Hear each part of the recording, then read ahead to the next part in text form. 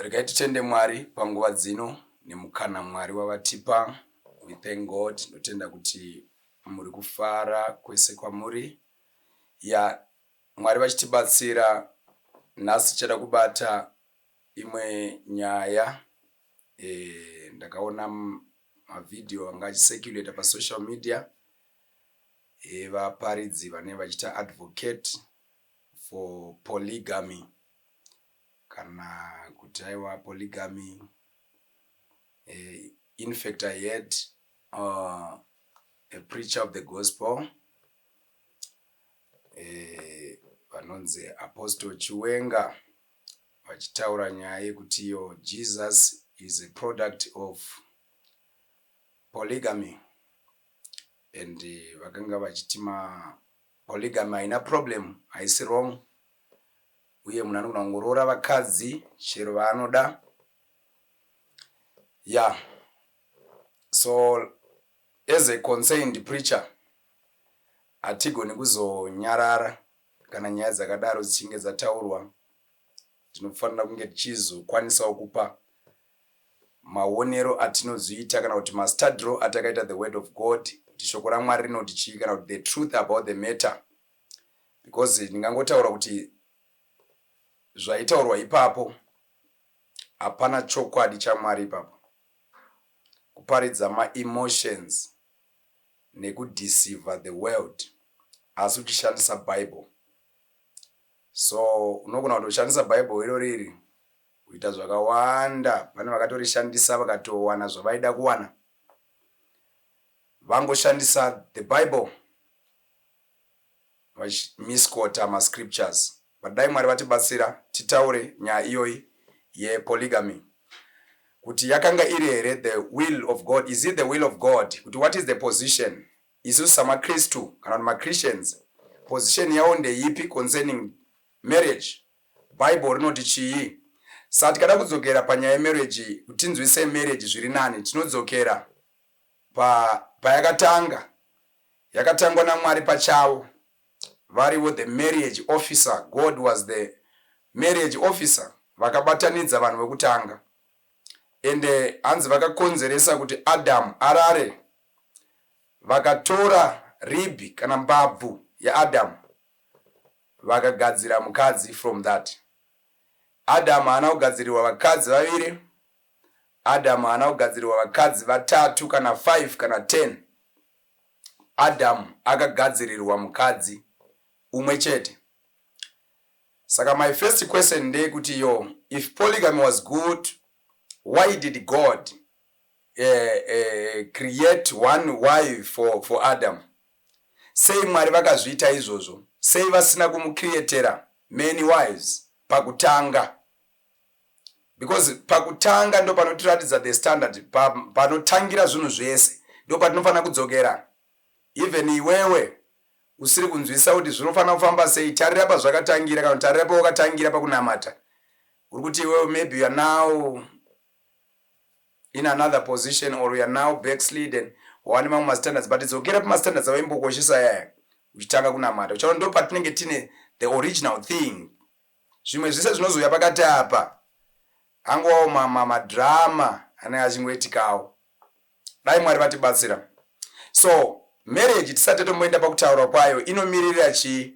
The spiritual marriage. Saka tine the natural marriage and the spiritual marriage. The spiritual marriage iri kumirira Kristu and his own church. Christ and his church. And then the natural marriage, we are saying vanhu vachizo the natural things zvinotaipa zvinhu zvepamweya. So zviri kuzoitika panyama zviri kutaipa zvinhu zviri kuitika pamweya. So dai Mwari vatitira zvakanaka. So tikaenda kuna Genesis tiri kuona Mwari vachipa Adam mukadzi 1. Havana kumupa vakadzi vakawanda. Saka dai Mwari vaida kuti murume aite vakadzi vakawanda, vangadai vakatotangira ipapo ndo pavaizomupa vakadzi vakawanda. But nyaya isiri kunzwisiswa neworld ino. Pane chinhu chinonzi icho the perfect will of God. Koita chinonzi the permissive will of God. Pane kuda kwaMwari, koita kutendera kwaMwari. The perfect will of God ndo zvinhu zviri mupfungwa kana kuti shoko raMwari ratinoti the word of God rekuti iroro ishoko raMwari. Then kuita Mwari zvinhu zvavanokutenderai kuita nekuti mada kuzviita. For example, panyaya yemarriage iyoyo vanhu vakaita nharo mumazuva aMozisi kusvika Mozisi atendera varume kuti kana mukadzi anetsa mupe tsamba yekumuramba. Then vanhu nobva vazobvunza Jesu, it's around Matthew chapter 19, vakubvunza Jesu zvikanzi ko Mozisi akatitendera wani kuramba? Zvikanzi naJesu, it wasn't so from the beginning. Moses akakutenderai because of the hardness of your heart. He allowed you permissively. You were allowed to do that. But it wasn't so from the beginning. Saurona kuti Jesu ari kupoinda vanhu to the beginning. It wasn't so from the beginning. Pa beginning chii chakanga chiripo? One man, one woman. Hatina kuona one man and many of them. But nozoona pakati apa pajeni apa pakuzoita one David and a lot of wives, one Solomon and a lot of zvanga zvava kuitwa naMwari permissively. But yakatomota kuti tisati tatomboenda ipapo pakuwana vakadzi vavo pakawanda. Tototaura kuti ivo madzimambo acho akauya sei. Mwari plan yavo, the perfect will of God was for Israel to be led by the prophets. Vaida kuti Israel itungamirirwe navaprofita, like we see in the days of Samuel. Samuel ndiye akanga achitungamira. They didn't have kings. And then what happened after? Vana vaIsrael vakazochema zvikanzaiwa, we want to be like other nations. We cannot run without kings. Ndipo paya panozochemewa nemuranda waMwari Samuel. Ava kuti Mwari, vanhu ava vandiramba. They have denied me. Havasi kuda ndivatungamirire. Vari kutoda kuitwa zvikanzi vaitire zvavari kuda.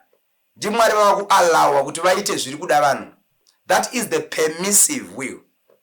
But zvinhu zvinoitwa nepermissive zvine kuchema, zvine madambudziko, zvine zvakawanda mukati. Hatigoni kuiti perfect will iyoyo. Ipermissive, Mwari vatendera kuti ngazvichingoitika. Saka pane zvinhu Mwari zvavanotendera kuti ngazvichingoitika. Ngavazviite vazvida, but unofesa ma consequences acho iwe wega. So dai Mwari vatibatsira. So we are saying the perfect will of God, one man, one wife. Hapana vakawanda ipapo. Then todzoka muNew Testament, matira kuti bate nezvo muOld Testament tokuona kuti polygamy yakatanga, but tikatotaura kuti tikatoitrace futi tinoona kuti yakanotangira ku mhuri yaCain. Munozviziva kuti Cain wainzi wewakaipa. Cain haana kumbobvira aita chakanaka Mwari, ende uchaona kuti ndopa zvakatangira zvinhu zvakawanda ikoko. Zvese zvakangoipa ipaso. So we are seeing kuti Cain ndiye akatanga nezvinhu izvozvo, but tinozoona kuti zvatanga nemhuri yake chii chiri kuitika. That was the permissive. Zvinhu zvakangotenderwa kuti zvivepo, asi zvaizo exista kusvika pane imwe nguva. If we read the book of 1 Timothy chapter 3 verse number 2, inoti a bishop therefore must be blameless, a husband of one wife. So mvunzo wangu kumaapostoli ndewe kuti iwo kosei bishop achifanira kuva nemukadzi wani kana chiri chinhu chakanaka kuti murume aite vakadzi vakawanda. If it is a good thing, then let the bishops be allowed as well. Let the pastors be allowed to do the same thing, because matimimi but hapana problem ipapo.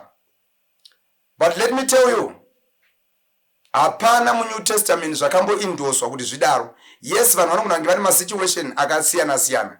It's not even a problem yekuti munhu anogona kunge akaita zvaakaita in the world. Une vakadzi vako 5, une vakadzi vako vakati, and haumbonzi kwai varambe because wakutokonzera problem iri serious than zvazvaifanira kukonzera. But unonzi aiwa chiuya navo, but chirega kuwedzera from there. But muri kuti aiwa mutoindosa kureva kuti vanhu venyu vatotanga kutofamba vachitotsvaka kuti vakumandoita sei ndiwedzere. But kuti hazvisizvo, it wasn't so from the beginning.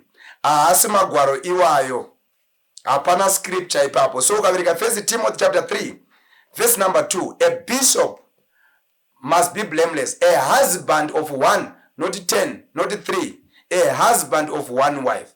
And if it is a good thing to do that, then let the bishops varore vakawanda. Sei Paul ari kuspecify kuti sei Mwari furikidza nemaapostoli wa Paul vari kuti mubishopu ngave nemukadzi 1. dai Mwari vatitira zvakanaka, dai Mwari vatikomborera. We can also go to some scriptures akafanana na First Corinthians chapter 7. Uchaona Paul achadresa imwe issue ipapo antaura nyaya yekuti to avoid fornication, verse number 2, let every man have his own wife. Let every man have his own wife. Haana kuti have his own wives, akati wife. Saka ndozvo zvakadzidziswa izvozvo nemaapostles. And Galatians chapter 1 verse number 8, Paul says, even we or an angel come and speak any other gospel or preach any other gospel than the gospel that we have preached unto you, let him be accursed. So uchaona kuti Bible, Mwari Paul anototaura zvikanzi, as a master builder I laid the foundation. Muna Corinthians, 1 Corinthians chapter 3 verse number 10. But why these people are just coming and vachizotaura pfungwa dzavo? Uchaona kuti Bible notaura muna Mark chapter 7 verse number 7. Not in vain do they worship me. They are teaching for doctrine the commandments of men. Vanhu vanoisa mitemo yavo, vanoda kubvisa shoko raMwari vosiya mitemo yavo ndiyo yavanenge vasiyira vanhu. So we are saying panyaya iyi Mwari vachitibatsira. The Bible rinotaura perfect will yaMwari ndeyekuti one man one wife. One man one wife. Ndo zviri kudiwa kana kuti zvinodiwa naMwari. Maybe we can just read another one again. In Ephesians chapter 5. It's another scripture of Tio no Tibatsira from verse 30. Alright, verse 31. For this cause, many shall leave his wife and his father and mother.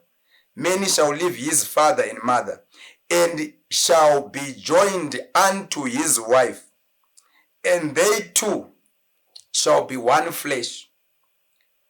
They two, not they three, not they four.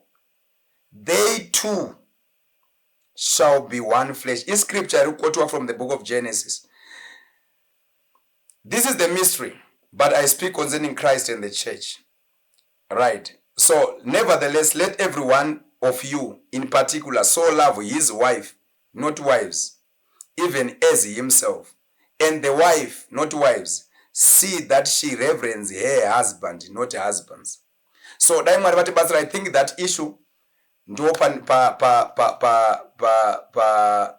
nenya yacho and funso pangadiwa ma scripture anobva kuzotsanangurira nekuzoti zvakadai. My example tinomaziva akawanda itaurwa. And also one thing pa video randaiona, right, Jesus is a product of polygamy. Jesus is not a product of any human. Jesus is not a product of any human. Maari ropa rake rangasirire muJudha kana remugentile. It was the blood of God himself. So dai Mwari vatitira zvakanaka, dai Mwari vatikombora. So polygamy is acceptable kuma Christians. Is acceptable, but kana munhu ari muproblem apinda neproblem yake anoacceptwa akadaro. But akutonzi akutopuwa pane zvinhu zvaakutorestrictwa kuita. For example, nyaya yeubishop iri kunzi anofanira kunge ari a husband of one wife. Dai Mwari vatitira zvakanaka. God bless you so much. Let's seek the truth. The truth will set us free.